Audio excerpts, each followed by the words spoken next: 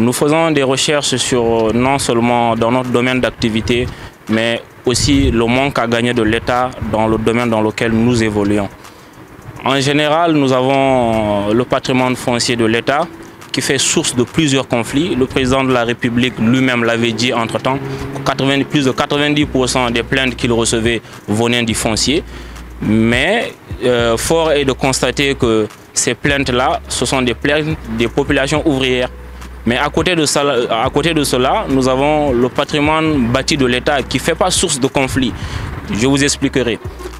Le patrimoine qui fait objet de conflit, c'est le patrimoine foncier de l'État, qui sont d'abord pour la plupart les occupations anarchiques, qui sont aujourd'hui même source d'insécurité. On peut citer la cité Batrin sur l'ancienne piste, occupée de façon anarchique par les mécaniciens, qui est aujourd'hui une zone de repli des bandits et des agresseurs dont même la gendarmerie n'a pas le contrôle. Et à côté de cela, nous avons la cité imbécile, excusez-moi du mot, c'est comme ça que la cité s'appelle, qui est aujourd'hui une zone non seulement bâtie, mais aussi habitée par des populations dont l'État et nos forces de défense et de sécurité n'ont aucun contrôle sur ces zones-là, qui sont un énorme manque à gagner.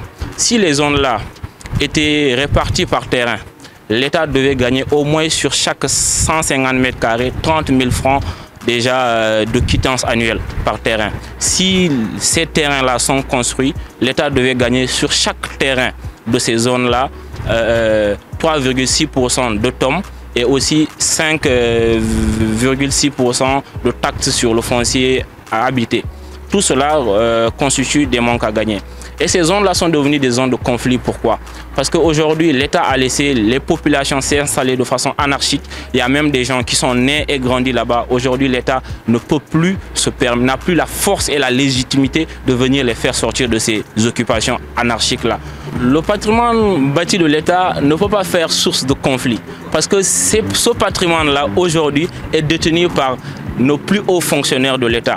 Aujourd'hui, il crée des hommes d'affaires, des hommes dits hommes d'affaires très riches et milliardaires. Pourquoi très riches et milliardaires? Parce qu'aujourd'hui, on a des patrimoines que l'État alloue d'abord aux ministres et fonctionnaires. Ces ministres-là, quand ils sont en fonction, ils ont le droit d'occuper ces bâtiments-là. Mais une fois qu'ils ne sont plus en fonction, ils doivent normalement libérer ces bâtiments et les donner aux autres ministres qui vont venir en fonction. Mais comment ça se passe?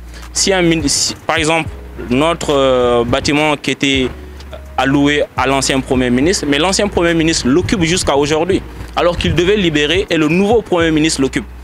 Mais pourquoi ce ministre-là ne quitte pas?